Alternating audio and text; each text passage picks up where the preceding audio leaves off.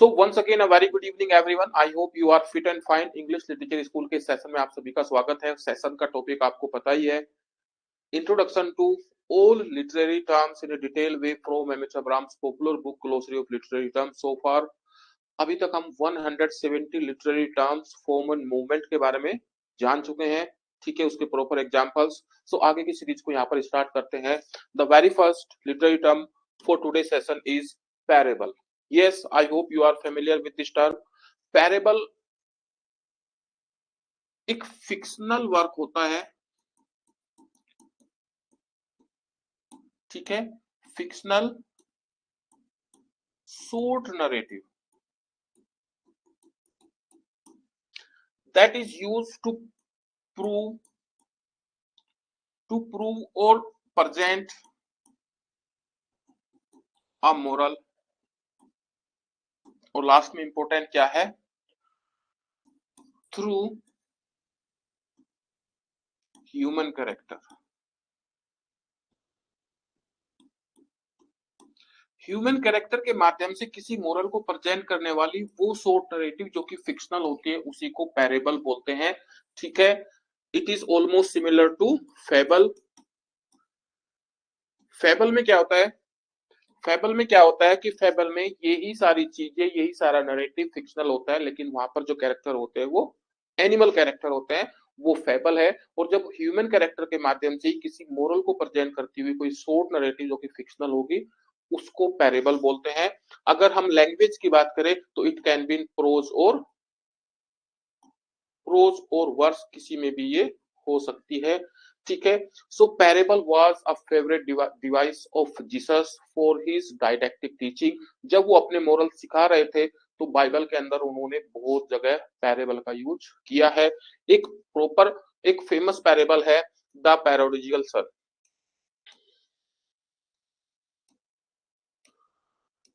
Paradoxical सन के माध्यम से वो एक मोरल देते हैं कि कैसे जो आदमी भटक जाता है, सवेरे का भटका शाम को घर वापस आ जाता है, तो उसको माफ कर देना चाहिए।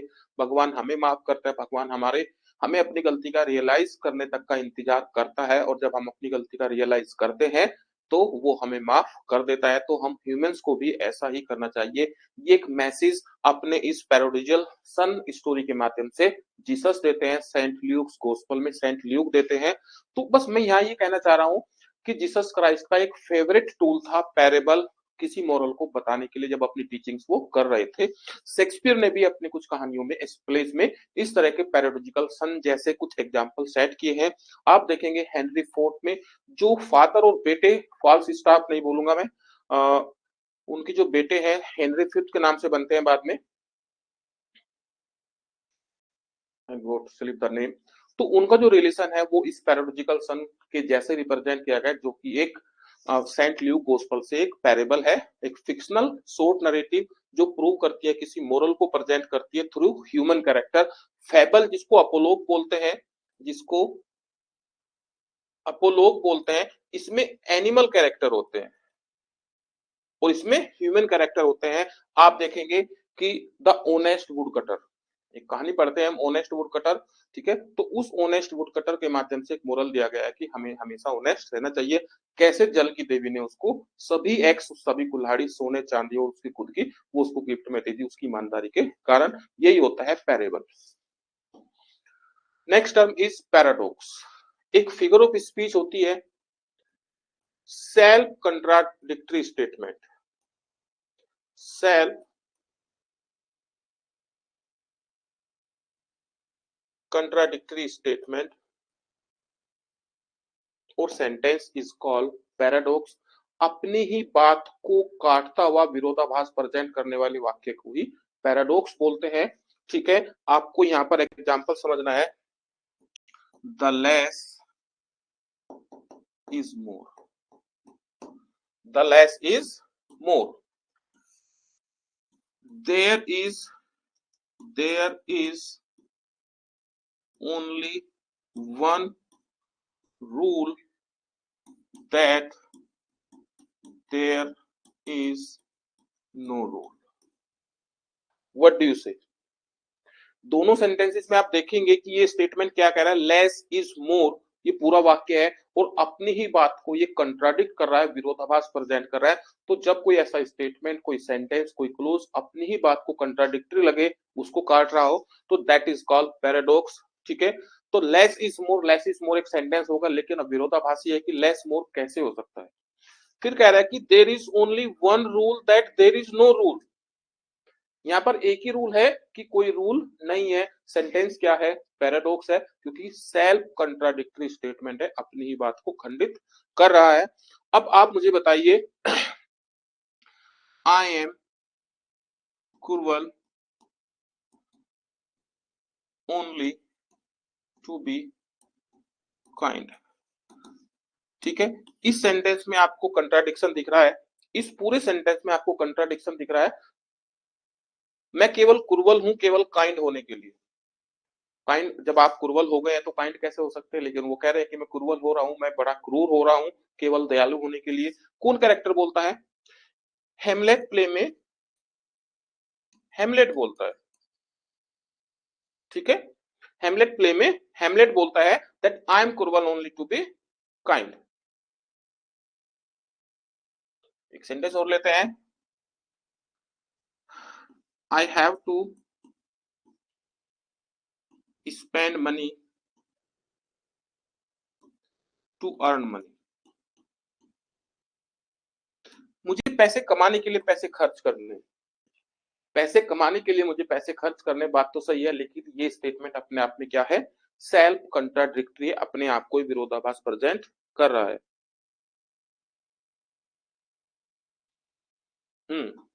ठीक है, ज्ञान कह रहे हैं कि जैसे सलमान खान बोलते हैं कि मुझ पर एक एहसान करना कि मुझ पर कोई एहसान मत करना, सेल्फ कंट्राडिक्टरी स्टेटमेंट है, इसी को बोलते हैं paradox. I am cruel only to be kind. Next is parody. ठीक है, ये एक केवल शब्द नहीं है जिसका आपको मीनिंग जान लेना है, ये एक पूरा कंसेप्ट है, इसको किस तरह से यूज किया जाता है। अगर एक वर्ड की तरह देखेंगे तो पैरोडी को मतलब होता है किसी चीज की नकल, कॉपी या imitation. But this is not a merely imitation, this is N imitation. ये एक इमिटेशन है of style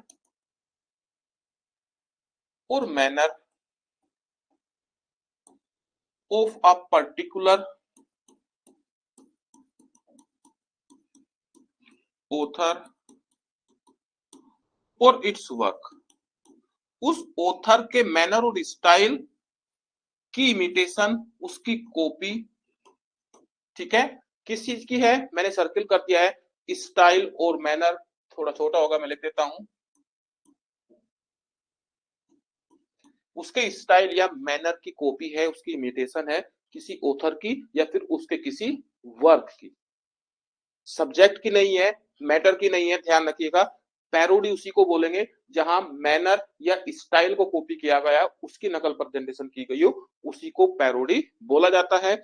just like rape of the lock, rape of the lock, इसको मोक एपिक दे देते हैं नाम, क्योंकि एक एपिक की ये पैरोडी है। इसमें किस चीज की पैरोडी हुई है?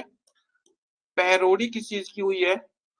उस लैंग्वेज की, उस स्टाइल की और उस डिक्शन की, उस मशीनरी की जो एक सीरियस वर्क में किया जाता है। ठीक है, सब्जेक्ट की पैरोडी ये नहीं है। आप देखेंगे जोसेफ एंड्रू, जोसेफ एंड्रू एक पैरोडी है पैमेला की। ठीक है, पैमेला 1740 में आया था, जोसेफ एंड्रू 1742 में आया था। और पैमेला की ये एक पैरोडी है, एक इमिटेशन है उसके स्टाइल और मैनर की, और उसके सीक्वल के रूप में उन्होंने जोसेफ एंड्रू नोवेल लिखा है, हेनरी फील्डिंग ने। ठीक है, तो इसको पैरोडी बोलते हैं। एक्चुअल में पैरोडी एक टाइप है बर्लेस्क का, और ये हाई बर्लेस्क में आता है जहां पर मैनर और स्टाइल को कॉपी किया जाता है। और लो बर्लेस्क में कॉपी होता है, उसमें भी इमिटेशन होती है, तो लेकिन उसको पैरोडी नहीं बोलते। ठीक है, उसमें कॉपी होती है सब्जेक्ट की, उसमें कॉपी होती है सब्जेक्ट की या मैटर की, उसको बोलते क्या है आप मुझे कमेंट सेक्शन में बताइए। Pastoral, very important. इस वर्ड को कहां कहां यूज करते हैं? पेस्टोरल, एलजी भी पढ़ा होगा आपने, पेस्टोरल ड्रामा भी पढ़ा होगा, पेस्टोरल फिक्शन भी पढ़ा होगा, एलजी हो गई तो पोयम भी होती है, ठीक है, और पेस्टोरल रोमांस भी पढ़ा होगा, कॉमेडी में भी पढ़ा होगा।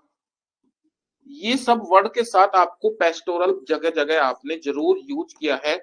तो फिर यहाँ पर आप अंदाजा लगाइए कि पेस्टोरल होता क्या है, व्हाट इज पेस्टोरल, ठीक है। इसको बिल्कुल हम जान लेंगे, जैसे ही आप इस वर्ड को जान जाएंगे तो ये बहुत सारी चीजें आपको लिटरेरी टर्म क्लियर हो जाएंगे कि pastoral LG, pastoral drama, pastoral fiction, pastoral poem, pastoral romance, pastoral comedy क्या है, और शेक्सपियर या अदर ऑथर से इसका क्या रिलेवेंस है। तो जान लीजिए ये एक मोड है लिटरेचर का। इस मोड में क्या होता है कि सेफर्ड्स की लाइफ को प्रेजेंट किया जाता है, और सेफर्ड कहां होते हैं, कंट्री साइड में। तो मैं कहूंगा कि कंट्री साइड की लाइफ को, उस लाइफ में सेफर्ड्स की लाइफ को प्रेजेंट किया जाता है, जैसे कि वहां एक पास्चर है, ग्रीन लैंड है, ओपन है, ग्रीनरी है, ठीक है। और वो जो पेस्टोरल लाइफ है, जो सेफर्ड्स की लाइफ है, कंट्री साइड की लाइफ है, उसमें जो सुकून है, वो एंजॉय है, वो जो एंजॉय एंटरटेन कर रहे हैं, वो जो गाना गा रहे हैं, वो अपना पाइप बजा रहे हैं, ठीक है। इन सब चीजों को जब किसी वर्क के अंदर प्रेजेंट किया जाता है तो उसको बोला जाता है पेस्टोरल। और सबसे पहले पेस्टोरल का यूज पोयम्स, पोएट्री के अंदर थियोक्राइटस ने किया था ग्रीक में। ग्रीक में थियोक्राइटस ने सबसे पहले इस फीचर को यूज किया अपनी पोएट्री में, फिर इसको वर्जिल ने कॉपी किया रोमन में, और फिर वहां से इसको अदर कंट्रीज में फॉलो किया गया। और सबसे पहले pastoral poem, pastoral poem English में कब लिखी गई, वो था 16th सेंचुरी, और ऑथर का नाम था एडमंड स्पेंसर। और इनकी पोयम का कलेक्शन का नाम था सेफर्डस कैलेंडर।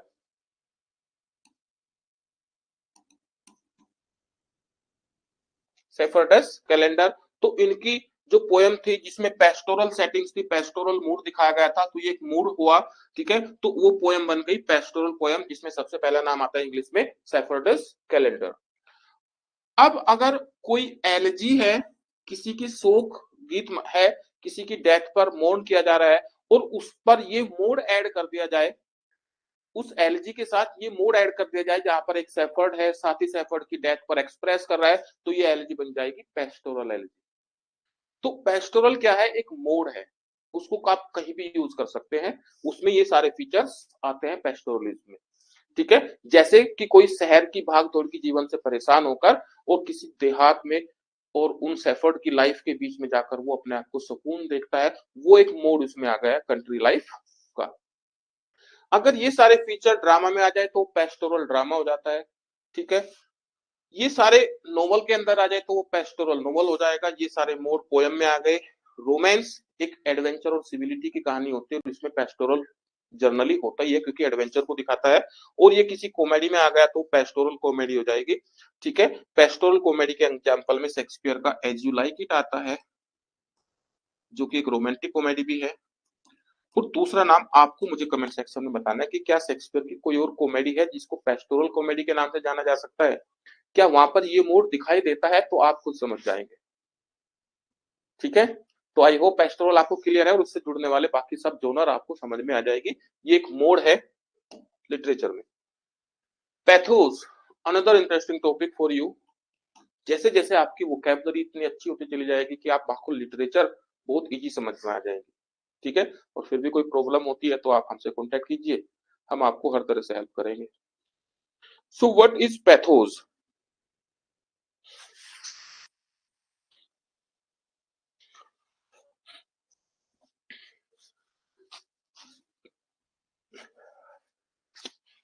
पैथोस ऑथर का अपने कैरेक्टर के माध्यम से एक ऐसी अपील है, डायरेक्ट अपील है,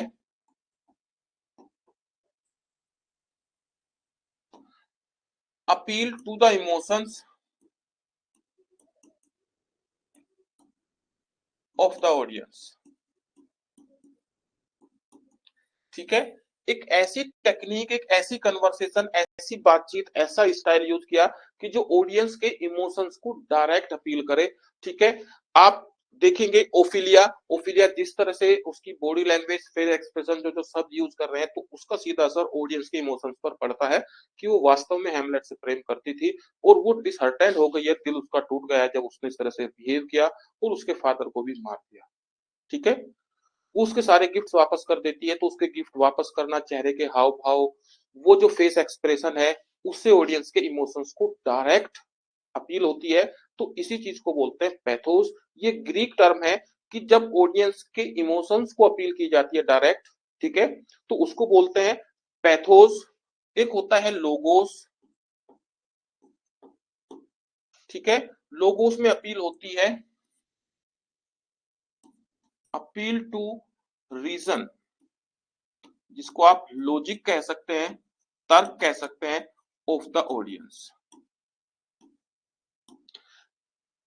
बात को, घटनाओं को, कन्वर्सेशन को इस तरह से प्रेजेंट किया जाता है कि ऑडियंस के लॉजिक पर वो अपील करते हैं और उसके तर्क को वो एक्सेप्ट कर लेते हैं। तो इस टेक्निक को लोगोस बोलते हैं। जब इमोशंस पर अपील की जाती है तो उसको क्या बोला जाता है, उसको पैथोस बोला जाता है।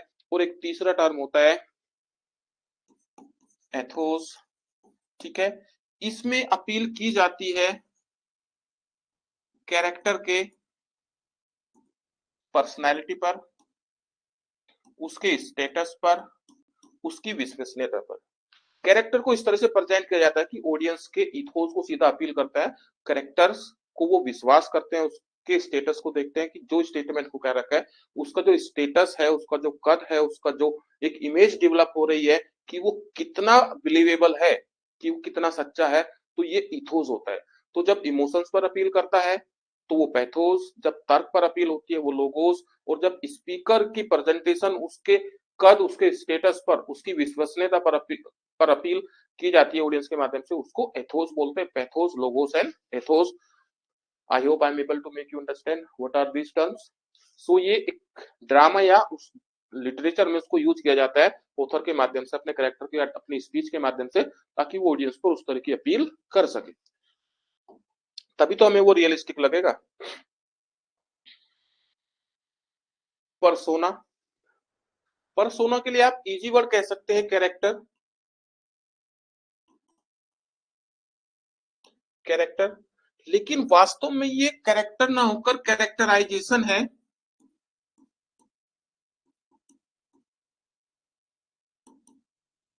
उस कैरेक्टर की विशेषताओं को प्रेजेंट करता है जिसको ऑडियंस देख रही है। ठीक है, सीधे शब्दों में आप इसको कैरेक्टर कह सकते हैं, लेकिन लिटरेचर में इसको पर्सोना बोला जाता है कि वो कैरेक्टर, कौन कैरेक्टर है, उसकी विशेषताओं के साथ जब उसको प्रदर्शित किया जाता है, that is called persona, the characterization of any character in a literature. Hamlet का जो कैरेक्टर है वो किस तरह से प्रेजेंट किया गया है, कि वो मैड है या फेल कर रहा है, झूठा एक्टिंग कर रही है, वो हम उसके बारे में जो सोचते हैं कि उसका जो मदर के प्रति जो अटैचमेंट था वो उसको डिसअर्टेन हुआ है, उसको धोखा लगता है, अपने फादर से अटैचमेंट था, ओफिलिया से किस तरह से वो बिहेव करता है, उससे प्यार करता था, वो सब एक पर्सोना है। ठीक है, उस कैरेक्टर के वो गुण है जिसको प्रेजेंट किया जा रहा है, दैट इज कॉल्ड पर्सोना। ठीक है, आप सिंपल वर्ड में इसको कैरेक्टर कह सकते हैं, but somewhere it is the qualities of that very character, that is called persona. The next is personification. एक फिगर ऑफ स्पीच है, बड़ी इजी है, लेकिन उतनी भी इजी नहीं है जब सोल्व करने की बारी आती है। पर्सोनिफिकेशन, जब किसी एब्स्ट्रैक्ट या नॉन ह्यूमन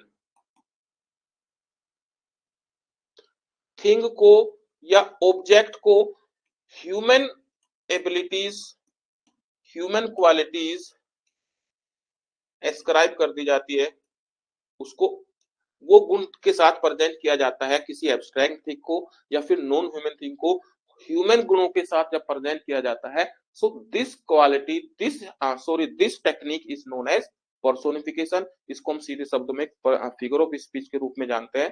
ठीक है, कोई भी एब्स्ट्रैक्ट चीज जब मनुष्य की तरह प्रेजेंट की जाती है तो उसी को बोला जाता है पर्सोनिफिकेशन। सीधा सीधा कहेंगे, फ्राइल्टी, thy name is woman। तो फ्राइल्टी क्या है, धोखा, धोखा, कमजोरी। ठीक है, फ्राइल्टी धोखा, कमजोरी। तो फ्राइलिटी, दाई नेम इज वुमेन, फ्राइलिटी जो कि एक एब्स्ट्रैक्ट सी चीज है उसको ह्यूमन की तरह प्रेजेंट कर दिया। So this is an example of personification, मानवीयकरण उसका कर दिया है। यही चीज किसी नॉन ह्यूमन थिंग के साथ भी की जा सकती है, नेचर के साथ, किसी और चीज के साथ। अगर स्पेसिफिकली वो नेचर के साथ है तो उसको फिर पैथेटिक फैलेसी बोलते हैं, अदरवाइज वो पर्सोनिफिकेशन ही है। क्लियर है? मानवीय गुणों को किसी एब्स्ट्रैक्ट या नॉन ह्यूमन के साथ प्रेजेंट करना ही पर्सोनिफिकेशन होता है। Next is picaresque. What is, ये एक मोड ऑफ फिक्शन है। एक फिक्शन का ऐसा मोड है, मोड ऑफ फिक्शन मतलब नोवेल में यूज किया जाता है। पहले देख लीजिए, एक स्पेनिश वर्ड है, स्पेन में इस तरह का फिक्शन सबसे पहले यूज किए गए, और उसमें पिकार का मतलब होता है रास्कल, जिसको कह सकते हैं रोग। ठीक है, मतलब डिसहोनेस्ट मैन, डिसहोनेस्ट पर्सन। तो ये मतलब हुआ पिकार, रास्कल, रोग, डिसहोनेस्ट मैन। तो एक ऐसी कहानी, एक ऐसा फिक्शनल वर्क जो एपिसोडिक हो अपने स्ट्रक्चर में, और उसमें एक रास्कल, एक डिसहोनेस्ट, एक रोग की कहानी को प्रेजेंट किया जाए, जो नोमैडिक होता है, जगह बदलता है और थोड़े मोटे अपराध करता रहता है, मेनली वो डिसहोनेस्ट है। तो जब ये सारी चीजें इस सीक्वेंस में, एपिसोडिक स्ट्रक्चर में ऐसे रोग की कहानी को प्रेजेंट किया जाता है, जो कि नोमैडिक होता है, घुमंतु होता है, एक जगह से दूसरे स्थान पर जाता रहता है, और वो जो डिसऑनेस्टी है, वो जो रास्कैलिटी है, वो प्रेजेंट करता रहता है, और उस कहानी को जब फिक्शन में प्रेजेंट किया जाता है, उसी को बोलते हैं पिकारेस्क्यू नोवेल या पिकारेस्क्यू फिक्शन। ठीक है, ये हमेशा एपिसोडिक इन स्ट्रक्चर होते हैं। तो ये इंट्रोडक्शन आपको याद रहेगा, तो नेक्स्ट टेक्स्ट जब आप एमएच अब्राहम से रिवाइज करेंगे तो things will be very easy for you. Clear है ना? ये कभी कभी पूछ लेता है कि पिकारेस्क्यू में पिकार का मीनिंग क्या है, रास्कल, रोग या डिसऑनेस्ट। और ये टर्म कभी कभी पूछ लेता है किस कंट्री का टर्म है, किस लैंग्वेज का टर्म है। तो ये स्पेनिश टर्म है। सबसे पहले पिकारेस्क्यू नोवेल फिक्शन वहीं पर यूज होते थे, पिकार का मतलब रास्कल। आगे बढ़े। Plot, another interesting. ठीक है, हम सब इससे फेमिलियर है, हमें लगता है हम सब इसको जानते हैं, लेकिन स्पेसिफिकली जब कोई पॉइंट आएगा तो हम कोई प्रॉब्लम फेस कर सकते हैं। तो जान लीजिए कि कोई भी नरेटिव है या ड्रामेटिक स्टोरी है, उसमें वो जो इवेंट्स है, वो इवेंट्स है जो सीन बाय सीन आगे बढ़ते हैं। ठीक है, सीन बाय सीन वो जो आगे बढ़ते हैं, वो इवेंट्स, घटनाक्रम, वो जो ऑर्डर ऑफ सीक्वेंस है घटनाओं का, उसको प्लॉट बोलते हैं। पूरी कहानी को तो नरेटिव स्टोरी मतलब स्टोरी बोलेंगे।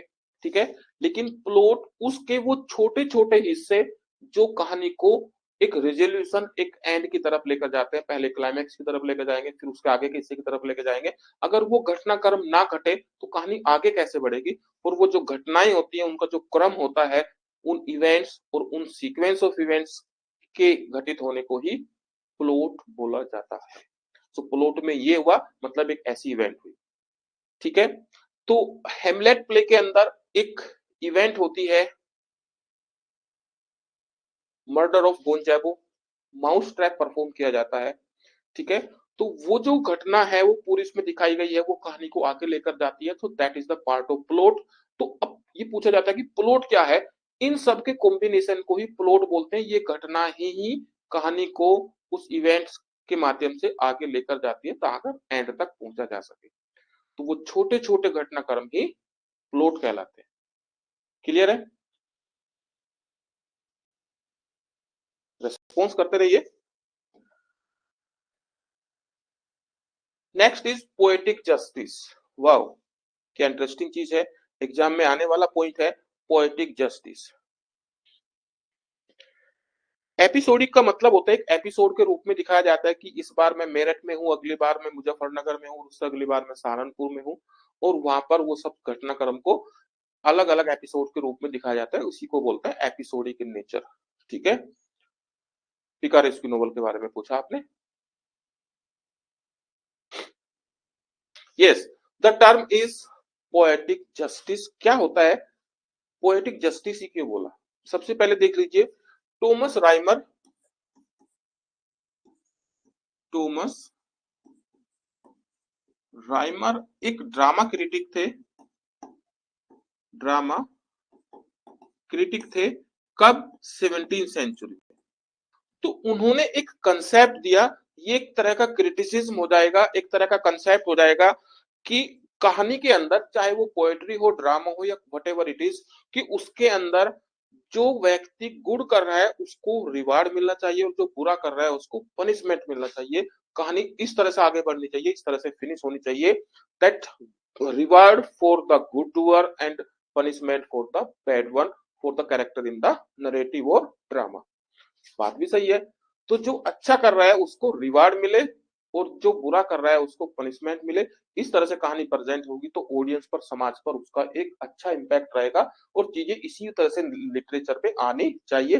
तो ये जो कंसेप्ट है, reward for the good and punishment for the bad, this is called poetic justice. Poetry के अंदर न्याय, न्याय तो होना चाहिए नहीं है।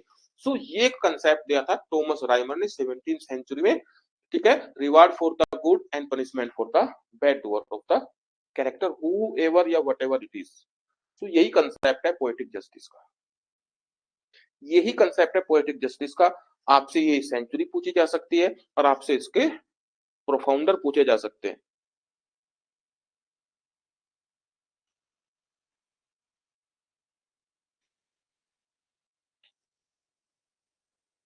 कि पोएटिक जस्टिस को किसने कॉइन किया और ये कंसेप्ट है क्या, और ये ध्यान लीजिएगा ये 17th सेंचुरी में दिया गया था। द नेक्स्ट इज पोलियसेन रिटर्न। ये क्या होता है? पोलियसेन रिटर्न, पोली का मतलब तो समझ में आ रहा है कि मल्टीपल। जब किसी सेंटेंस के अंदर मल्टीपल कंजंक्शन का यूज किया जाए, मल्टीपल कंजंक्शन जरूरत से ज्यादा, मोर देन रिक्वायरमेंट। कभी कभी ऐसा होता है कि जरूरत से कम यूज करते हैं, ठीक है, ऐसा भी होता है। एंजाबमेंट होता है, ठीक है, रन ऑन लाइन में चलता है एंजाबमेंट में विदाउट एनी कंडीशन। उसके अपोजिट है जब जरूरत से ज्यादा कंजंक्शन को यूज किया जाता है, दैट इज कॉल्ड पोलियसेन रिटर्न। एक तरह की ये लैंग्वेज डिवाइस है कि कभी कभी ऑथर एक स्पेशल इन्फ्लुएंस डालने के लिए अननेसेसरी एक्स्ट्रा या बार बार कंजंक्शन का यूज कर देता है। एक एग्जांपल मुझे याद आ रहा है, if there be cord or knife or poison or suffocating streams, then I would endure it. I would not endure it. कह रहे हैं कि अगर वहां पर कोई रस्सी होती, चाकू होता या फिर पॉइजन होता या फिर दम घोटने वाली कुछ धाराएं होती तो मैं उनसे बिल्कुल ऑब्जेक्शन ना करता, मैं उसका यूज कर लेता। तो हुआ नहीं, यहाँ पर कोमे का यूज भी हो सकता था, लेकिन बार बार क्या हो रहा है, कंजंक्शन का यूज हो रहा है, और और और और। तो दिस इज कॉल्ड पोलियसेन रिटर्न, दिस इज कॉल्ड पोलियसेन रिटर्न। सो अगर आपको ये लाइन देख जानी पहचानी लग रही है, ठीक है, तो यहाँ पर ओथेलो बोलता है ये चीज, डेस्डिमोना को मर्डर करने के लिए वो कुछ भी यूज कर लेता, किसी भी चीज को मना ना करता, कुछ भी मिल जाता, कोई रस्सी, चाकू, पॉइजन या दम घोटने के लिए कुछ भी, तो उसे किसी चीज से भी ऐतराज न होता। तो एग्जाम्पल यहाँ पर है, आपसे कोई इंपोर्टेंट लाइन के रूप में तो नहीं पूछेगा, but this line represents example of पोलियसेन return. Am I clear? Next is post colonial literature. एक ऐसा लिटरेचर जो पोस्ट कॉलोनियल इफेक्ट को प्रेजेंट करता है। और ये पोस्ट कॉलोनियल क्या है? पोस्ट कॉलोनियल बोले तो जब इंग्लैंड का इंडिया और इंडिया के जैसे बहुत सारे देशों में रूल था, उसको बोलेंगे कॉलोनी थी। उसने वहां पर कॉलोनी बना ली, मतलब अपना शासन स्थापित कर लिया, अपना बिजनेस, अपना सब चीज वहां पर बना ली, तो उसने क्या कर लिया, कोलोनाइजेशन कर लिया, वहां रहना सहना भी स्टार्ट कर दिया, रूल भी अपने हाथ में ले लिया। So this is called colonization, जैसे इंडिया में था, अफ्रीका में था, और जहां जहां पर भी रहा होगा। अब बात कर रहे हैं कि उसके बाद, अब इंडिया के एग्जाम्पल से देखें तो 1947 के बाद का जो पीरियड है, तो इसको बोलेंगे पोस्ट कॉलोनियल पीरियड। ठीक है, अब कॉलोनी नहीं रही, इंडिया इंडिपेंडेंट हो गया, तो अंग्रेजों के हिसाब से इंडिया इंडिपेंडेंट, हमारे हिसाब से इंडिपेंडेंट हुआ, उनके हिसाब से अब ये पोस्ट कॉलोनी हो गई। अब उनका यहाँ पर शासन नहीं है। और अब इस पोस्ट कॉलोनियल लिटरेचर की बात करेंगे। अब ये पोस्ट कॉलोनियल पीरियड हो गया इंडिया के हिसाब से, ठीक है, अफ्रीका में कब हुआ वो बात की बात है। ये पोस्ट कॉलोनियल पीरियड हुआ, और इस पीरियड में जो लिटरेचर लिखी गई उसको पोस्ट कॉलोनियल लिटरेचर नहीं बोलेंगे। वो लिटरेचर जब यहां पर कल्चरल, सोशल जो इफेक्ट है, किस चीज के, कोलोनाइजेशन के, कोलोनाइजेशन होने के जो उसके बाद के जो इफेक्ट है, जब उसको लिटरेचर में प्रेजेंट किया गया, वो चाहे कल्चरल इफेक्ट हो, सोशल इफेक्ट हो, उन प्रभावों को उस लिटरेचर में दिखाया गया, तो वो लिटरेचर कहलाई गई पोस्ट कॉलोनियल लिटरेचर। तो पोस्ट कॉलोनियल पूरा कंसेप्ट है जहां पर अंग्रेजों ने शासन किया, कॉलोनाइजेशन किया, और वहां पर उसके बाद उस कॉलोनाइजेशन का क्या इफेक्ट सोशल, पॉलिटिकल और कल्चरल, ठीक है, किसी तरह से होगा, जब उन इफेक्ट को लिटरेचर में प्रेजेंट किया गया, तो that is called post colonial literature. और आपसे पीरियड पूछेगा तो वो पीरियड भी 1950s के, मतलब सेकेंड वर्ल्ड वॉर के बाहर ही आता है। ये एक पैरेलल चीज थी पोस्ट मॉडर्निज्म के। I hope I am able to make you understand.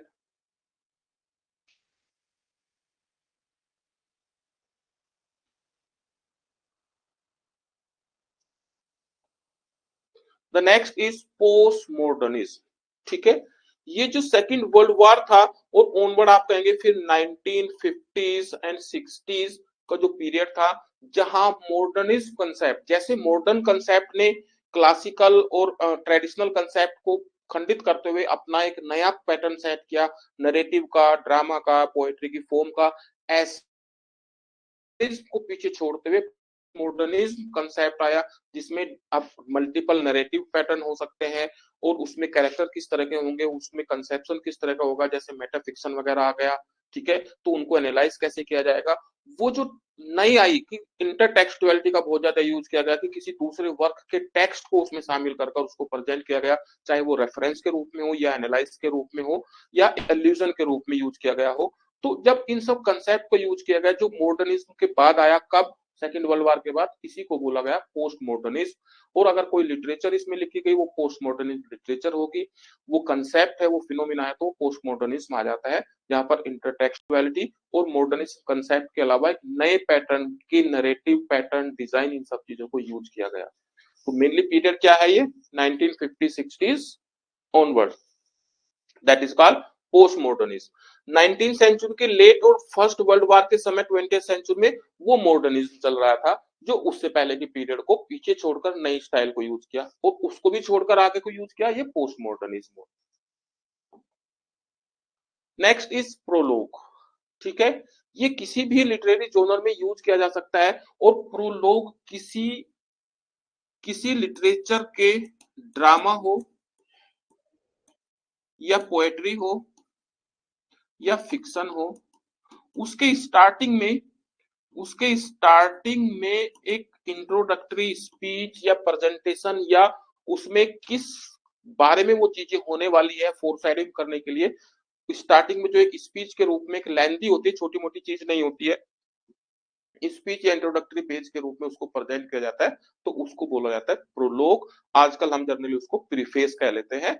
तो किसी वर्क के स्टार्टिंग में जो स्पीच होती है, वो जो पार्ट होता है, जो फोरशैडोइंग करता है, फोरग्राउंडिंग करता है, उसके बारे में कुछ प्रेजेंटेशन देता है, बताता है कि what is the work about, and इसमें क्या चीज रिफ्लेक्ट हो सकती है, दैट इज कॉल्ड प्रोलोग। ठीक ठीक ऐसे ही जैसे शेक्सपियर के कुछ प्लेस में प्रोलोग यूज किया गया है। दो नाम मैं यहाँ बता दे रहा हूँ, बाकी आप कमेंट सेक्शन में बताए। सबसे पहले है Romeo and Juliet, Romeo and Juliet. ठीक है। एक बहुत अच्छे टीचर हैं, उन्होंने बताया था कि हेनरी फिफ्थ ऐसा पहला प्ले है जिसमें प्रोलोग यूज किया गया है। तो मैं यहाँ पर किसी पर कुछ नहीं कर रहा हूँ, बहुत अच्छी पर्सनालिटी है, बहुत अच्छी पर्सनालिटी है। बट रोमियो एंड जूलियट एक ऐसा प्ले है जिसमें सबसे पहले प्रोलोग यूज किया गया और वो कोरस के माध्यम से प्रेजेंट किया गया।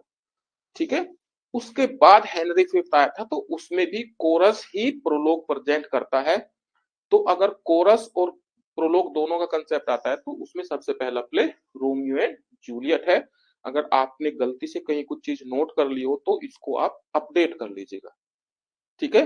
तो हम एक दूसरे को ऐसे ही हेल्प कर सकते हैं कि कुछ चीज मिसकंसेप्शन है तो हम उसको ठीक कर ले, मेरा भी हो सकता है। तो कहीं ना कहीं हमें उसको बस इम्प्रूव करना है ताकि एक अच्छा कंपटीशन हो और एक अच्छे लेवल के स्टूडेंट्स इस एग्जाम में क्वालिफाई करें और एक मैसेज सरकार पर जाए कि this is the level of competition और स्टूडेंट्स इतने काबिल है, इतने नंबर पाकर जो पा रहे हैं और इतने नंबर पाकर भी मेरिट से बाहर रह जा रहे हैं। So they have to think something beyond that. एक हेल्थ और एक अच्छा कंपटीशन जनरेट करना, दैट इज द इंटेंशन कि क्वालिटी बच्चा आगे पहुंचे और उसके लिए डाउट और क्लैरिटी होनी बहुत जरूरी है। तो दो नाम आपके सामने है, रोमियो एंड जूलियट पहला प्ले था जिसमें प्रोलोग प्रेजेंट किया गया कोरस के माध्यम से, जहां पर हमें पता चलता है कि this is the story of two star cross lover between a family of कौन सी फैमिली थी, कैपुलेट एंड मंटुआ फैमिली के बीच एक पहला एंसेस्ट्रल डिस्प्यूट चल रहा था, गर्ज। और हेनरी फिफ्थ में भी ये चीज आती है, कोरस प्रेजेंट करता है। हेनरी फिफ्थ का कोरस थोड़ा इंपॉर्टेंट है, मेरे हिसाब से आप एक बार स्टडी करना चाहिए। हमारे से पढ़ना चाहते हैं तो बताइएगा। Next is prose, one of the genre of English literature. एक ऐसा मेजर जोनर है इंग्लिश लिटरेचर का, mainly drama, poetry and prose. लेकिन इसको जोनर के रूप में देखेंगे या एक लैंग्वेज के रूप में देखेंगे, एक ऐसा लिटरेचर, एक ऐसा जोनर जहां पर स्पीच लाइक लैंग्वेज यूज की जाती है, that follows the grammatical rule, grammatical conventions and day to day speech like language are used in this genre, that is called prose. तो प्रोज जोनर के साथ साथ स्पेसिफाई करता है कि इसमें लैंग्वेज को इस तरह से यूज किया जाता है जो हम डे टू डे लाइफ में करते हैं, एंड ग्रामेटिकली रूल्स को, रेगुलरिटीज को फॉलो करता है, चाहे वो रूल्स की हो, चाहे वो पंक्चुएशन की हो, और उससे बनकर उसमें एक पैसेज बनता है, पैराग्राफ बनता है, और पैराग्राफ से फिर पैसेज बनता है और उससे पूरा होल ऑफ द वो जोनर आगे बढ़ता है। अब प्रोज के अंदर फिर क्या क्या चीज आते हैं, जैसे फिक्शन आता है, फिर नॉन फिक्शन आता है। ठीक है। अगर हम बात करें कि प्रोज एक लेटर ऑन डेवलप होने वाला जोनर है इंग्लिश लिटरेचर के पॉइंट ऑफ व्यू से देखें कि सबसे पहले पोएट्री थी। ठीक है। फिर उसके बाद ड्रामा आया, चाहे ग्रीक कल्चर की बात करें, रोम की बात करें, किसकी भी बात करें, सबसे पहले पोएट्री थी। और इंग्लिश लिटरेचर की भी बात करें तो सबसे पहले पोएट्री थी, फिर ड्रामा डेवलप हुआ, ड्रामा के साथ साथ फिर प्रोज आया। लेकिन प्रोज की जो लैंग्वेज थी वो उतना प्रोज रिफाइन नहीं थी। ठीक है। जब ट्रांसलेशन वर्क होने लगे तो उससे प्रोज डेवलप होने लगी, फिर अर्ली मॉडर्न पीरियड में और रिफाइन हुई, और फिर ड्राइडन ने जहां से स्टार्ट किया वहां से हमें अर्ली मॉडर्न, सॉरी ये मॉडर्न जो प्रोज है उसकी शुरुआत हमें ड्राइडन से देखने को मिलती है मेनली।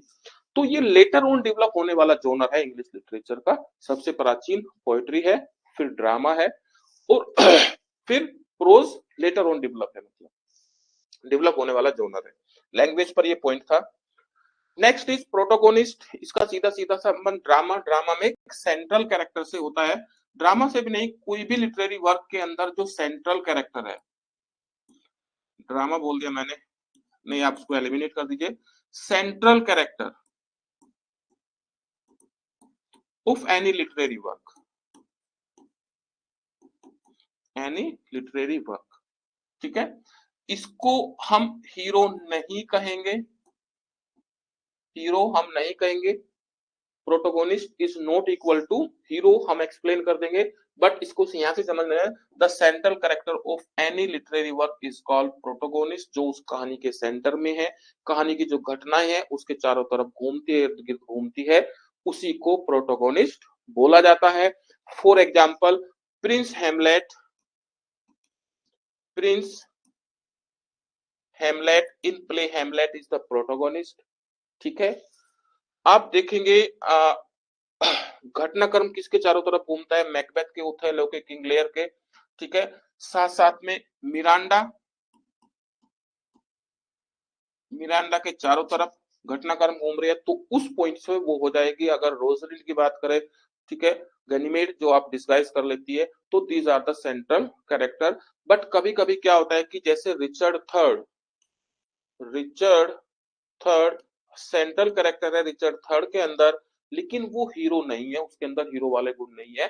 तो इसलिए all the time protagonist are not equal to hero. यही खासियत है कि लिटरेचर में इसमें भेद है और उस भेद को हमें समझना जरूरी है। जर्नल लाइफ में हम प्रोटोगोनिस्ट को हीरो मान लेते हैं, लेकिन कभी कभी वो हीरो होता है, लेकिन कभी कभी वो नहीं होता है। बहुतायत होता है लेकिन कभी कभी नहीं होता है। इसीलिए all the time protagonist are not equal to hero. जैसे कि रिचर्ड थर्ड हीरो नहीं है लेकिन प्रोटोगोनिस्ट है। क्लियर है? पैराडाइज लॉस्ट की बात करते हैं तो हु इज द प्रोटोगोनिस्ट। अगर बुक 1 और बुक 2 की बात करें तो वहां पर सेंट्रल फिगर और हीरोइक फिगर के रूप में सैटर्न को प्रेजेंट किया है, लेकिन ओवरऑल पोएट्री की बात करें तो वहां पर एडम हमारा सेंट्रल कैरेक्टर है। एडम हमारा सेंट्रल कैरेक्टर है, कहानी जिसके आसपास घूमती है और जिसके उन वर्क के कारण पूरी कहानी प्रभावित होती है, पूरा सब चीज चेंज होती है। ठीक है, उनको पैराडाइज से निकाल दिया जाता है, वो एडम है। कहानी चारों तरफ में वही रहते हैं। अच्छा, लेकिन रिचर्ड थर्ड प्रोटोगोनिस्ट तो है लेकिन हीरो नहीं है, तो इसीलिए हमने पहले कहा protagonist is not to equal to hero. ठीक है, हीरो हम उसी प्रोटोगोनिस्ट को बोलेंगे who have heroic work, heroic deeds. ठीक है, हीरोइक एबिलिटी, वो ब्रेव है। ठीक है, बड़े काम करता है, सेक्रीफाइस करता है, so that is called hero. The next term is पन। एक लिटरेरी डिवाइस है, फिगर ऑफ स्पीच आप कह सकते हैं, कि इसमें ऑथर राइटर अपने वर्क में एक इफेक्ट डालने के लिए इसको यूज करता है। ठीक है, टीजीटी एग्जाम में अगर क्वेश्चन आता है तो आप एडम को ही प्रोटोगोनिस्ट बोलिएगा। ठीक है, एडम को। सो पन का यूज करते हैं कि जब कोई वर्ड को इस तरह से यूज किया जाता है कि वो पैरेलल मीनिंग दे, वो पैरेलल मीनिंग दे, तो उसी चीज को बोलते हैं पन। प्ले ऑन वर्ड्स हम इसको कह सकते हैं, प्ले ऑन वर्ड्स। शब्दों के साथ एक खेल होता है कि शब्द को इस तरह से यूज किया जाता है कि वो एक ही जगह पर आकर एक से ज्यादा मीनिंग आपको दे सकता है। आप ये समझ ले या ये समझ ले। ठीक है, लाइन लिख देता हूं मैं, this is the winter of our discontent, made the summer glorious by this son of York, by the son of York। Clear नहीं दिख रहा होगा लेकिन मैंने बोल दिया है, this is the winter of our discontent made the summer glorious by this son of York. अब ये सन बेटे को भी रिप्रेजेंट कर रहा है और ये सन सूर्य को भी रिप्रेजेंट कर रहा है। So this is an example of pun, this is an example of pun. You will find me a grave man, meet me tomorrow and you will find me a grave man। grave man मतलब serious man या फिर कब्र में दफन हुआ व्यक्ति, मरा हुआ व्यक्ति, इसको भी रिप्रेजेंट करता है। रोमियो एंड जूलियट में लाइन ली गई है। एंड दिस इज द, आप बताइए किस प्ले की ओपनिंग लाइन है ये? ओपनिंग लाइन किस प्ले की ओपनिंग लाइन है? कमेंट सेक्शन में आपको बताना। This is the winter of our discontent that made the summer glorious by the son of York।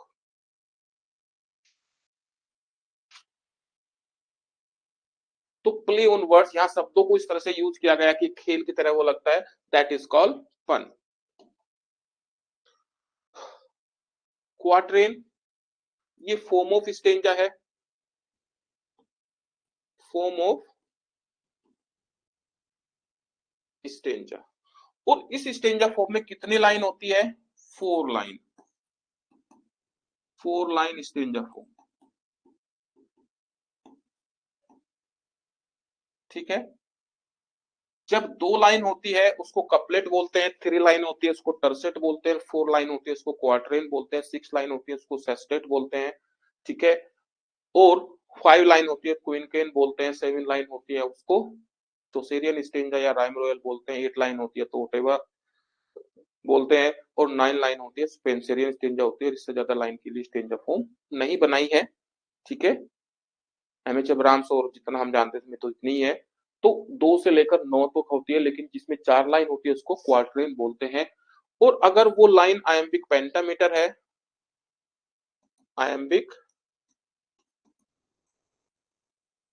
Pentameter है, तो फिर वो जो क्वार्टरेन है उसको एक नाम दे दिया जाएगा हीरोइक क्वार्टरेन,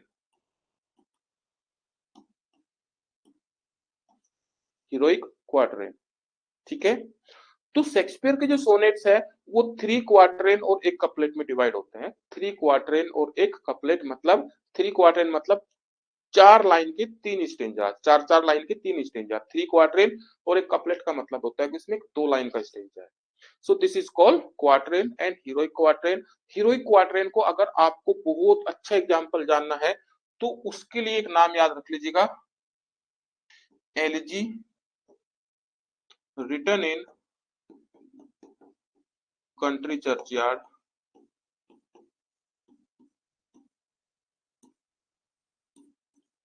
1751, ठीक है। Elegy written in country churchyard by Thomas Gray 1751 is a great example that made heroic stanza, heroic quatrain popular, ठीक है। ग्रेट एग्जांपल है दिस स्टेंजा फॉर्म के लिए। हीरोइक क्वार्टरेन के लिए मैंने बात की है। क्वार्टरेन तो बहुत जगह यूज किया गया, 4 लाइन का कोई भी स्टेंजा क्वार्टरेन बोला जाएगा। लेकिन अगर उसमें मीटर आयम्बिक पेंटामीटर यूज हुआ है then it is called heroic quatrain. Realism,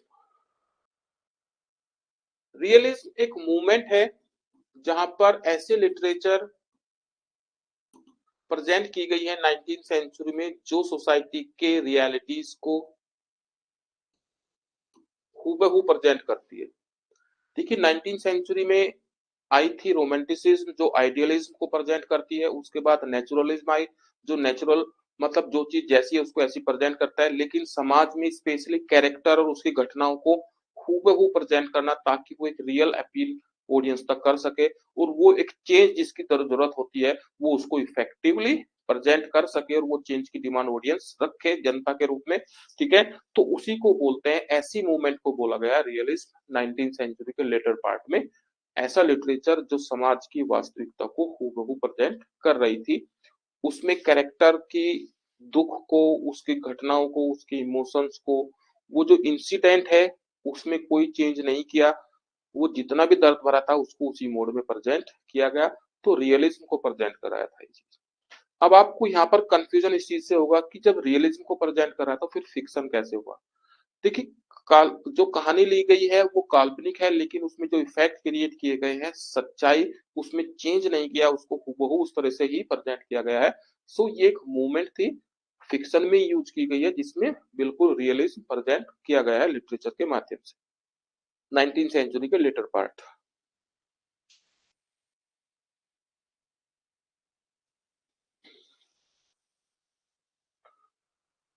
realism, the next is refrain. Interesting सा वर्ड है, हालांकि बिल्कुल इजी है। किसी भी पोएटिक वर्क के अंदर बार बार रिपीट होने वाला, रिपीटेशन ऑफ वर्ड, फ्रेज या लाइन एक इफेक्ट, एक मूड जनरेट करने के लिए, एक इन्फ्लुएंस डालने के लिए, जब वो लाइन पर्टिकुलर स्टेंजा के बाद में आती है या बीच दूसरे स्टेंजा के पहले या उस स्टेंजा के लास्ट में आती है, वो बार बार रिपीट होती है, जिसको हम जनरली क्या कहते हैं, मुखड़ा कहते हैं, ठीक है। तो जो गीत होते हैं और इन सब चीजों में वो लाइन बार बार रिपीट होती है जिसको सब मिलकर गा लेते हैं, ठीक है। कोरस लाइन भी बोल देते हैं उसको, उसी को बोला जाता है रेफरेन। अब अगर वो स्टार्टिंग में रिपीट हो रही होगी तो ये वो रिपीटेशन नहीं है, वो एनाफोरा था। लेकिन किसी पोयम के स्टेंजा के बीच में, ठीक है, स्टेंजा के बीच में बार बार रिपीट होने वाली वो line over the course of full poem वो बार बार आती है, वो same line, that is called refrain. ठीक है, हमारे हिंदी गानों के बीच में भी आता है, वो लाइन बार बार आती है, मुखड़ा जिसको बोलते हैं। द नेक्स्ट इज रेंसा, एक मूवमेंट है जो इटली में 13-14 सेंचुरी में स्टार्ट हुई थी इटली में, और ये कनेक्टेड है revival of learning. Revival of learning में क्या चीज हुई कि जो ह्यूमन के द्वारा किए गए कार्य है उसको सीखा जाए, उसको जाना जाए, और स्पेशली ग्रीक, रोम और स्पेन और दूसरे देशों में जो लिटरेचर वहां पर अवेलेबल हुई पुराने समय की, उसको ढूंढा गया, उसको जाना गया, उसको ट्रांसलेट किया गया, उसको स्टडी किया गया। तो ये उससे पहले सब चीज थियोलॉजी और धर्म के आसपास चीज घूम रही थी, ठीक है, लेकिन अब उससे बाहर आकर ह्यूमन के द्वारा जो लिखे गए कार्य थे, जो आर्ट थी, कला थी, सौंदर्य था, या भवन निर्माण था, या साहित्य था, उन सबको जानना समझना, ये ही चीज किसका रिवाइवल थी, रेनेसां में इस मूवमेंट का सब चीज का रिवाइवल हुआ। तो आप क्या कहेंगे, rebirth of the learning, rebirth of the learning. और इसमें जो समुद्री यात्राएं थी जिसमें नए नए देशों की खोज हुई, जैसे कोलंबस ने, वास्को डी गामा ने, ऐसे ही ग्रीक और बाकी देशों में जहां पर पुरानी सभ्यता थी, उनके संस्थाएं थी, उसमें लिटरेचर जो मिला, जो कला मिला, वो सब चीज को खोजा गया और उसको अध्ययन किया गया। तो इसीलिए वो सब ह्यूमन द्वारा लिखी हुई थी, इसलिए रेनेसां के साथ हमेशा ह्यूमैनिज्म साथ साथ चलता है, रेनेसां एंड ह्यूमैनिज्म। तो रेनेसां में किस चीज को पढ़ा गया, मेनली ग्रीक और रोमन के जो ह्यूमन के द्वारा लिखे गए वर्क थे उनको खोजा और समझा गया। तो सबसे पहले कहाँ हुआ, इटली में हुआ, और इटली से फिर होते होते ये यूरोप में फैला, और 15-16 सेंचुरी में ये इंग्लैंड में भी पहुंचा, और 16 सेंचुरी में ये अपनी हाइट पर था। और हाइट पर था कैसे, कि वहां पर जो आर्ट थी, जो कला थी, जो भवन निर्माण था, स्कल्पचर था, और स्पेशली लिटरेचर, और लिटरेचर में ड्रामा ने जिस तरह से प्रोग्रेस की, वो रेनेसां का ही इफेक्ट था, रिवाइवल ऑफ द लर्निंग, कि वहां पर ग्रीक ड्रामास को स्टडी किया गया, उसके पैटर्न को समझा गया, फिर रोम में किस तरह से ड्रामा लिखे जा रहे थे, प्रेजेंट किए जा रहे थे, फिर उनके सारे इन्फ्लुएंस को देखकर इन्होंने लेटिन ड्रामास को इमिटेट किया, फिर लेटिन ड्रामास के साथ साथ इन्होंने इंग्लिश में ड्रामा को अपना एक शेप देना स्टार्ट कर दिया। और इस तरह से पहला ड्रामा, पहली ट्रेजेडी, पहली कॉमेडी, फिर ये इंग्लैंड में भी स्टार्ट होने लगी, और इसने खूब तरक्की की। तो ये किसका रिजल्ट था, रेनेसां का। सो बिकॉज ऑफ रेनेसां, तो यहाँ से क्वेश्चन क्या आता है कि रेनेसां किस सेंचुरी से बिलोंग करता है, वो इंग्लैंड पूछ रहा है, इटली पूछ रहा है, या यूरोप पूछ रहा है। तो इंग्लैंड ही पूछ रहा है, तो वो 15-16 सेंचुरी थी, और 16 सेंचुरी अपनी हाइट पर था। तो रिवाइवल और रिबर्थ ऑफ द लर्निंग, और केवल वो लिटरेचर का नहीं, वो कला, सौंदर्य, हर चीज की था। सौंदर्य में बार बार बोल रहा हूं, मेरा मतलब भवन निर्माण कला से, ठीक है। तो उन सब एस्पेक्ट को ये यहाँ पर प्रेजेंट कर रहा था। तो रेनेसां को हम बिल्कुल इस तरह से समझते हैं एक मूवमेंट को, जैसे early modern period, early modern period of English literature. Renaissance का संबंध सब चीज से है, और अर्ली मॉडर्न पीरियड मतलब मेनली लिटरेचर से है, इंग्लिश के डेवलपमेंट से है, जो कब था, 1550 से 1660। तो यहां से यहां तक रेनेसां यहाँ पर अपनी हाइट पर जाना शुरू हुआ, और फिर धीरे धीरे डिक्लाइन होना शुरू हुआ, और जब रेस्टोरेशन हुआ वहां पर रेनेसां पूरी तरह से एंड हो गया। और John Milton is regarded as the last great poet of renaissance. तो रेनेसां का मतलब है पुनर्जन्म होना, पुनर्जागरण होना, जब शिक्षा का, सभ्यता का, सब चीजों का पुनर्जन्म हुआ, और उसको फिर लिटरेचर में, कला में, हर जगह यूज किया गया। और जो हमें लेखों मिलता है कि Elizabethan age was the age of renaissance, the period of early modern and the period of English drama, and that was given the golden period of English literature. तो रेनेसां का ही प्रभाव था कि लिटरेचर इतनी फ्लरिश हुई, इतनी flourish हुई, कि उसको गोल्डन पीरियड नाम दे दिया गया। तो ये कब से कब तक था, कि यहाँ पर रेनेसां यहाँ से शुरू हुआ ऐसे, और यहाँ पर ये आके डाउन होना स्टार्ट हुआ। तो यहाँ पर 16 सेंचुरी में अपनी टॉप पर ये था। अगर मैं इसको स्पेसिफिक करूं कि लिटरेचर में रेनेसां कब आया, वो 1579 ऑनवर्ड आया, जैसे ही सेफर्डस कैलेंडर आया, जैसे ही प्लूटार्क्स लाइफ ट्रांसलेशन हुई, और जैसे ही Euphues the anatomy of wit John Lyly का पब्लिश हुआ, इन सब चीज के साथ लिटरेचर में ये फ्लरिश करने लगा रेनेसां। लेकिन उससे पहले कला, साइंस और जो चीज भी थी वो वहां पर कर रहा था। तो अर्ली मॉडर्न पीरियड इसी को बोलते हैं रेनेसां को, इसी के पैरेलल चलने वाली मूवमेंट रिफॉर्मेशन थी, वो फिर जानेंगे। तो that was renaissance. 16th century में से इसका आंसर को टिक कीजिएगा अगर इंग्लैंड में पूछता है। Golden period of English literature renaissance में ही आया था। रिजोल्यूशन एक छोटा सा शब्द है, रिजोल्यूशन। तो इसको हम सीधा कहते हैं किसी भी वर्क का जो एंड पार्ट होता है, एंड पार्ट जहां पर प्रॉब्लम रिजोल्व होती है, जहां पर प्रॉब्लम रिजोल्व होती है, जो दिल्ली में है वो दूर हो जाती है, ठीक है। और दूर होकर दो ही चीज से दूर हो सकती है, मृत्यु से या मिलन से, ठीक है। तो या तो वहां पर उस प्रोटोगोनिस्ट का पूरा विनाश हो गया है तो फाइनल रेजोल्यूशन हो गया है, या फिर वो जो दुविधा थी, प्रॉब्लम थी जिसके कारण विनाश होते होते होते बच गया है और उनकी एक हैप्पी एंडिंग हो गई है, यूनियन हो गई है, तो वो एक हैप्पी एंडिंग के साथ हो सकता है। So and part of any work specially drama is called resolution, जहां प्रॉब्लम सोल्व हो जाती है, ठीक है। फाइनल एंड नोटिंग जो हो जाती है उसको रेजोल्यूशन बोलते हैं। जो क्लाइमैक्स और फॉलिंग एक्शन के बाद आता है उस पार्ट को रेजोल्यूशन पार्ट बोलते हैं। अगर इसका संबंध ट्रेजेडी से है तो इसको कैटास्ट्रोफे बोलेंगे,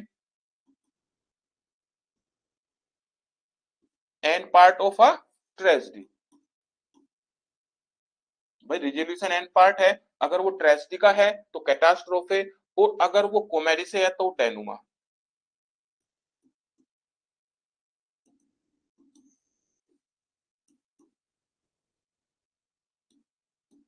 ठीक है। The end part of A drama is called resolution.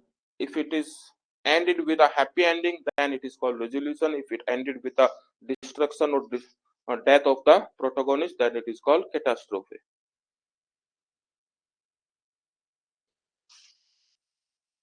Resolution. The next is restoration comedy, another interesting genre of English literature. Restoration comedy, restoration एक पीरियड है जो 1660 में आया था और ये पीरियड चला 1700 तक। अगर पीरियड के रूप में जानेंगे तो ये है, और एक घटना के रूप में जानेंगे कि जब राजा दोबारा से इंग्लैंड का हेड बन गया, वो 1660 में हुआ था। तो ईयर के रूप में रेस्टोरेशन एक घटना के रूप में देखेंगे तो वो 1660 है, एक पीरियड के रूप में देखेंगे तो वो 1660 से 1700 तक देखेंगे। और रेस्टोरेशन ड्रामा की बात करेंगे तो इस पीरियड में लिखे जाने वाले जो ड्रामा है वो रेस्टोरेशन ड्रामा बोला जाएंगे। लेकिन उस ड्रामा में एक पर्टिकुलर टाइप की कॉमेडी थी, ठीक है, जो सोसाइटी के एरिस्टोक्रेटिक और अपर मिडिल क्लास लोगों के fashion, fad, extramarital affair, fashion, kitty party, club, मतलब ये सब चीज जो वो आपस में रखते थे, ठीक है, इनके अफेयर, सोफिस्टिकेटेड लैंग्वेज, इन सब चीज को वो प्रेजेंट करता था, ठीक है। और इसी को बोला जाता है comedy of manner.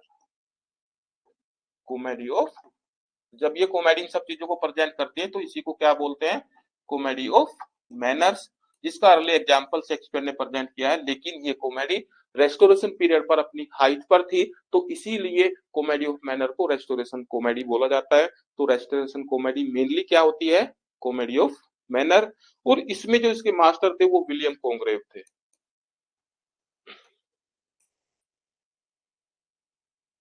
William Congreve, the father, the master of English comedy of manner. हालांकि एक एंशियंट जोनर है, लेकिन इंग्लिश लिटरेचर में ये अपनी हाइट पर रेस्टोरेशन में था। पीरियड यहाँ पर लिखा हुआ है, और उस पीरियड में जो कॉमेडीज हुई मेनली वो रेस्टोरेशन कॉमेडी इसीलिए बोलती है क्योंकि वो कॉमेडी ऑफ मैनर्स थी और ये अपनी हाइट पर इस पीरियड में था, इसलिए इसका नाम रख दिया रेस्टोरेशन कॉमेडी। तो other name of comedy of manner is restoration comedy. दो एग्जांपल आप मुझे दे सकते हैं कमेंट सेक्शन में जो विलियम कॉन्ग्रेव ने लिखे हैं या उसके कंटेम्पररी ने लिखे हो, शेक्सपियर की बात नहीं कर रहे हैं। The next is revenge tragedy. Tragedy का जोनर है, ड्रामा से इसका संबंध है, और ड्रामा में भी इसका संबंध रोमन ड्रामा से है। तो रोमन ड्रामेटिस्ट थे फर्स्ट सेंचुरी बीसी में सेनेका। इनका केवल ये सरनेम मैं यहाँ पर लिख रहा हूँ, पूरा नाम हमें याद नहीं है। सेनेका इसी नाम से जाने जाते हैं, सेनेका थे।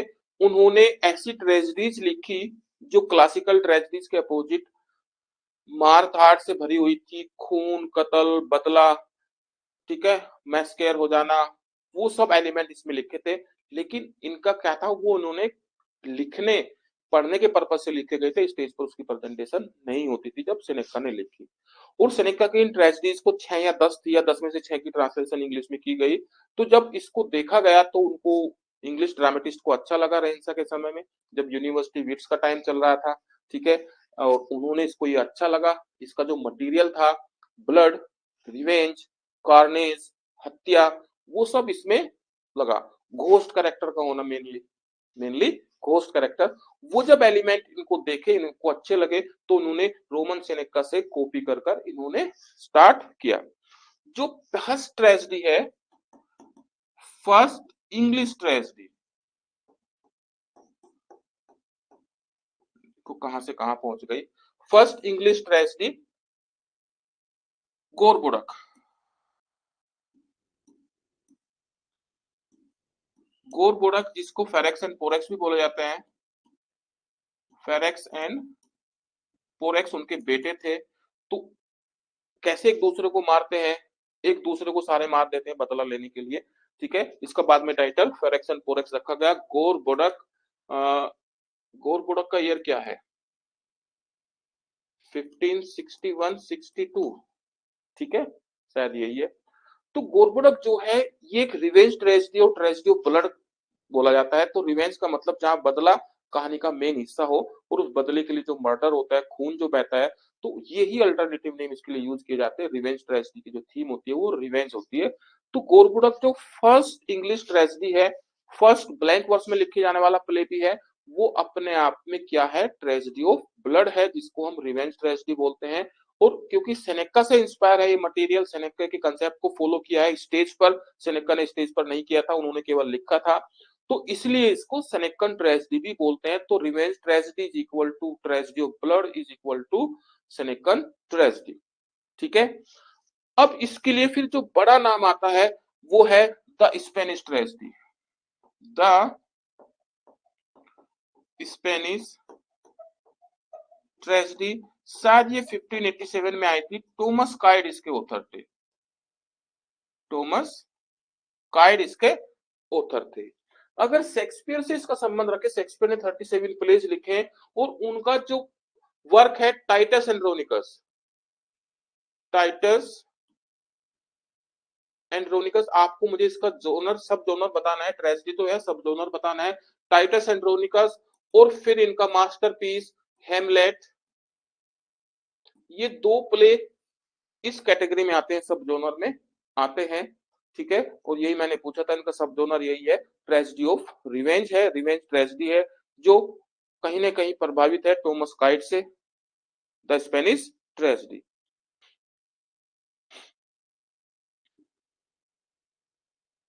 हाँ, डिस्टिंक्टिव फीचर बता सकते हैं टाइटस एंड्रोनिकस और हेमलेट के, डिस्टिंक्टिव फीचर आप मुझे बता सकते हैं कमेंट सेक्शन में। तो रिवेंज ट्रेजेडी क्लियर है, कहां से स्टार्ट हुआ, ठीक है, और इंग्लिश में इसको कैसे इंट्रोड्यूस किया गया, शेक्सपियर से कैसे इसका रिलेवेंस है।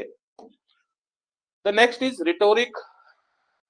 रिटोरिक एक स्टडी एंड यूज, ठीक है, ये स्टडी अध्ययन भी है और उसका यूज भी है लैंग्वेज के अंदर, ठीक है। लैंग्वेज, कोई लाइन, कोई सेंटेंस, कोई फ्रेज कैसे ऑडियंस पर एक प्रभाव डालती है, उसका अध्ययन और उसका यूज, उस प्रभाव का यूज लैंग्वेज में, दोनों ही स्टडी और यूज में दोनों ही लिख रहा हूं यहाँ पर। इसी को रिटोरिक्स बोलते हैं, कि कैसे वो इन्फ्लुएंस ऑडियंस पर जा सकता है लैंग्वेज के उस चेंज, उस डिजाइन, उस पैटर्न के माध्यम से, तो इसी को बोलता है रिटोरिक, ठीक है।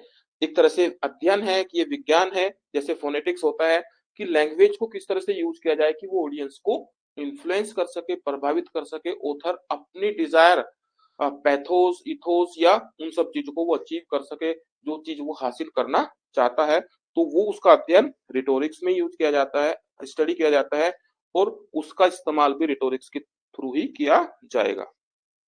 एक बार आपको पैराडॉक्स और ये सब चीज समझ में आ जाती है, फिगर ऑफ स्पीच, तो फिर आप अपनी लाइफ में उनका उदाहरण यूज कर सकते हैं।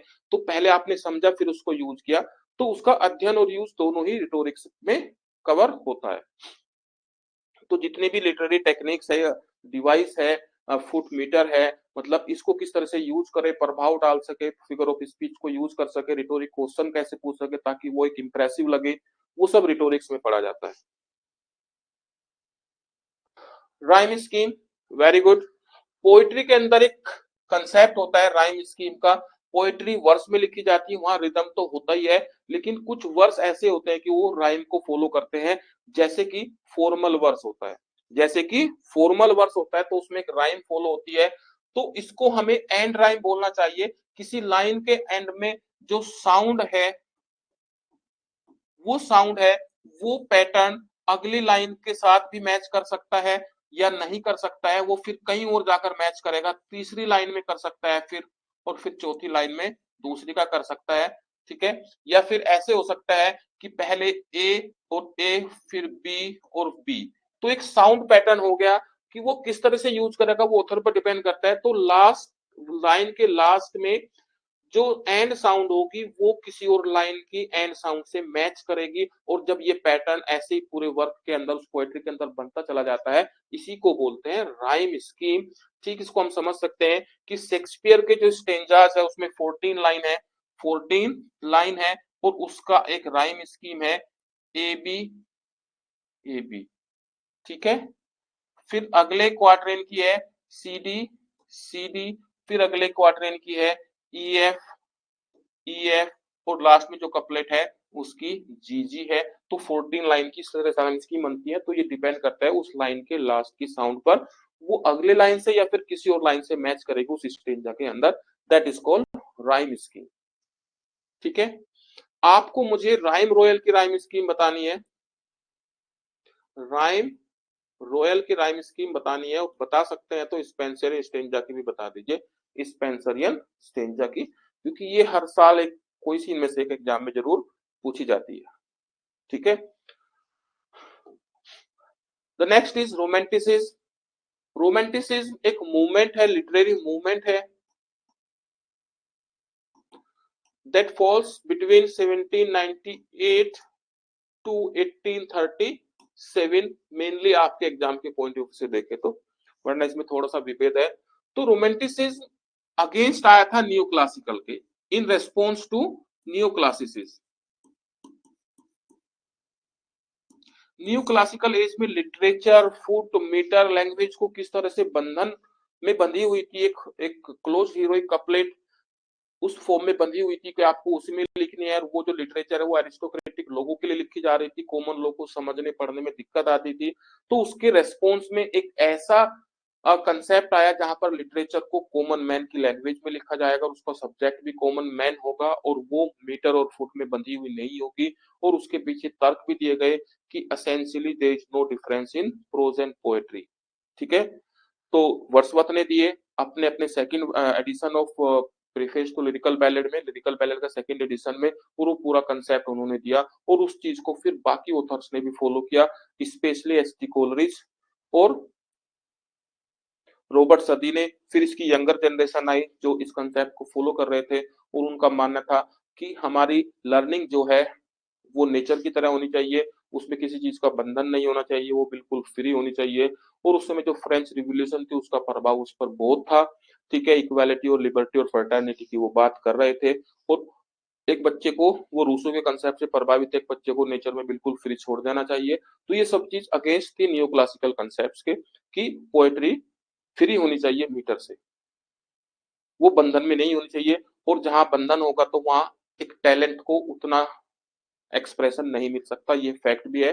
तो जब आप बंधन मुक्त होंगे तो इंडिविजुअल एक्सप्रेशन इंपॉर्टेंट हो जाता है, और यही कुछ फीचर है रोमांटिसिज्म के, individual expression, talent, and nature is the mother of things, और language should be a common colloquial language होनी चाहिए, और उसकी थीम भी पेस्टोरल या कॉमन लोगों से जुड़ी हुई होनी चाहिए। ये कुछ सर्टेन फीचर्स थे, और पीरियड यहाँ पर आपके सामने ये है। राउट कैरेक्टर, राउंड कैरेक्टर ड्रामा में एक ऐसे कैरेक्टर को बोलते हैं ओवर द टाइम जो ग्रो करता है, चेंज करता है, डेवलप करता है, ठीक है। इसको कॉम्प्लेक्स कैरेक्टर भी बोल सकते हैं, जैसे हेमलेट है।